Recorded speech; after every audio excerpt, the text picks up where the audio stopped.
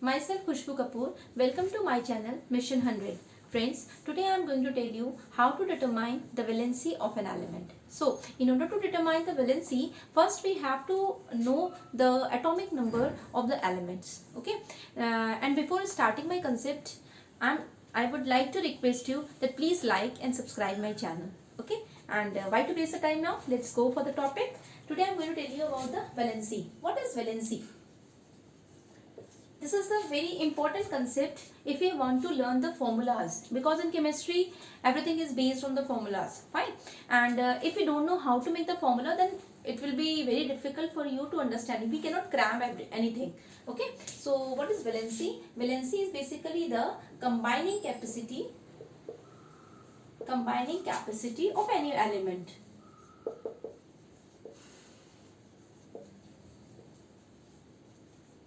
Okay, but how to understand this we are going to tell you, means with which number this particular element, suppose we are having the carbon, we are having nitrogen, we are having oxygen.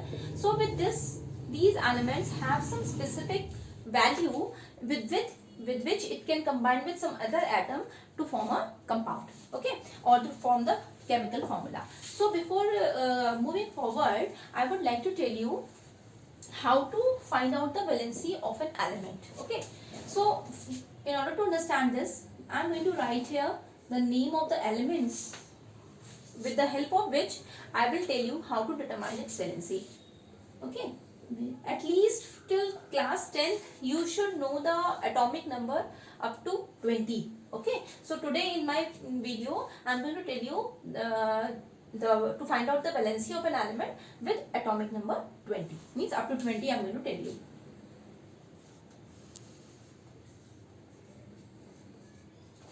I think you all are quite familiar that boron will be B. Okay, then this is hydrogen, helium, lithium, beryllium, boron, carbon, nitrogen, oxygen, fluorine, and then neon. Okay, atomic number 1, 2, 3, 4, 5, 6, 7, 8, 9, 10. I had already uploaded one video where I had told you how to make the formula. But today I am going to tell you how to find out the valency.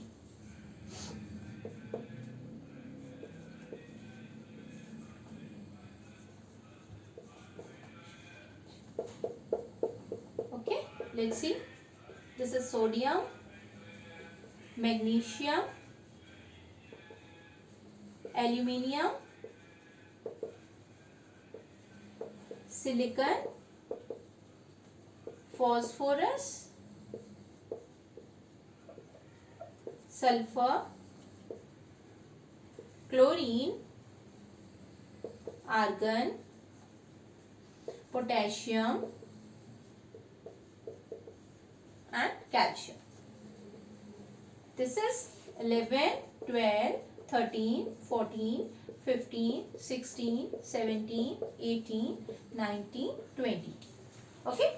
Now, let us find out the valency. If we want to calculate the valency, then normally we have to understand the Bohr concept, who has already explained us about the 4 shells, that an atom is consisting of the 4 shells, that is K, L, M, N shell. You know, I think K, L, M, N, K, L, M, N. I hope you all know about the Bohr model. If no, then I will upload this video on Bohr model at the earliest. Okay.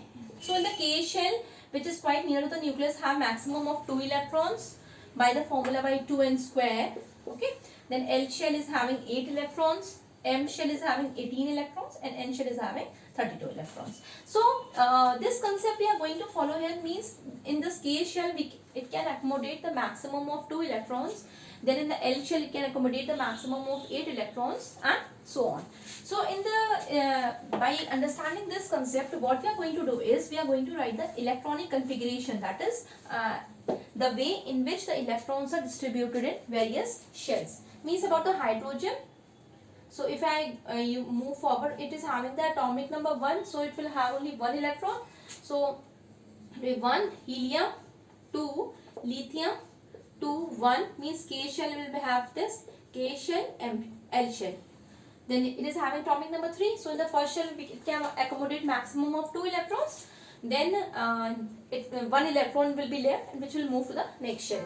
Then move to the beryllium 2 and 2, boron 2 and 3, carbon 2 and 4, nitrogen 2 and 5, oxygen 2 and 6, fluorine 2 and 7, neon 2 and 8.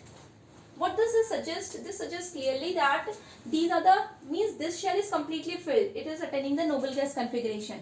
Means whatever valency we are going to identify, that basically comes us from the valence shell. Means the number of electrons which are present in the last shell will determine the valency of an element. If I move towards the sodium, it will become 2, 8, 1. See, 11, then 2 plus 8, 10, 10, 1 is still left. We cannot make it 2, 9 because the L shell will accommodate only up to 8 electrons. So the 1 electron which is left will move to the next shell. Then magnesium, it will become 2, 8, 2. For aluminium, 2, 8, 3. For the silicon, 2, 8, 4. For phosphorus, 2, 8, 5. For sulfur, 2, 8, 6. For chlorine, 2, 8, 7. For argon, 2, 8, 8. But when we move to after 18, we are having the potassium. Okay, if we are having the potassium, see what is going to happen. First shell will have 2 electrons, second shell will have 8 electrons. 8 plus 2, 10. Now 9 are left. So if we want to make the shell stable, then what we are going to do is, in the third shell, that is the M shell, will also have 1 electron, and that have one M shell will have 8 electrons, and the 1 electron which is left will accommodate in the last shell. Okay, and in the last one, 2, 8, 8, 2. Now, how to determine the valency? Now, this is all the electronic configuration of an element, but our main motive is to find out the valency. So, just think about it. If the outermost shell, that is the valence shell, has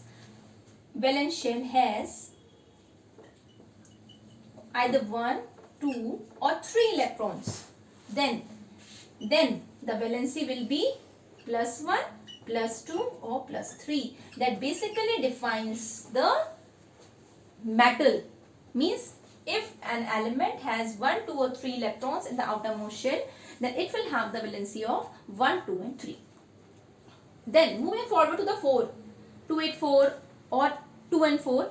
In that case, either you can make it 4 or 8 minus 4. It is a stable form. So either the valency will be 4 or you can do 8 minus 4. That means if the element is having 4 electrons in the outermost shell, then its valency will be 4. But it normally forms the bond by sharing.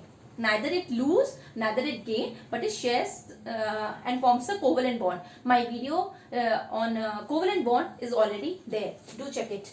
Okay. But now moving forward, a very important thing, if an element has 5, 6 or 7 electrons in the outermost shell, then what you are supposed to do is subtract this. Means it will gain 3 electrons and attain the noble gas configuration. So by gaining 3 electrons, it will have the negative charge. So the elements which are having 5, 6 and 7 electrons, what you are going to do is, for 5, 6 and 7 I am telling you, for 5, 6 and 7, for this it will gain 3 electrons, then in valency will be minus 3, for 6 minus 2, for 7 minus 1. So the elements which are having 1, 2 or 3 electrons in the outermost shell will normally have their valency 1, 2 and 3. But the elements which have 5, 6 and 7 electrons in the outermost shell will have the valency of 5, 6 and having the valence shell 5, 6 and 7 electrons will have the valency by accepting the electrons. It is if have the valence shell 5 electrons, it will gain 3 electrons to attain the noble gas configuration. So it will be minus 3, then moving to that minus 2 and then moving to that minus 1. So, and in the case of potassium and calcium, the outermost shell, whatever electrons they are having in the outermost shell, if 1, then valency 1, if 2, then valency 2. So by understanding this, I will tell you how to find out this. See, Suppose this is sodium and this is chlorine. Okay. Now, sodium atomic number 11. So, its electronic configuration is 281. Means it is having 1 electron in its outermost shell. 1 electron in its outermost shell. For chlorine, we are having the 7 electrons in the outermost shell. 7 electrons means it will gain 1 electrons plus 1. If it cross multiply, and the formula will become NaCl. So, by looking at these, I hope you are able to understand the concept of valency. Then this is the method by which we can determine the valency of an element. Okay, friends, if you have any query, do let me know, and please like and subscribe my channel. Thank you so much for watching. Please like. Thank you.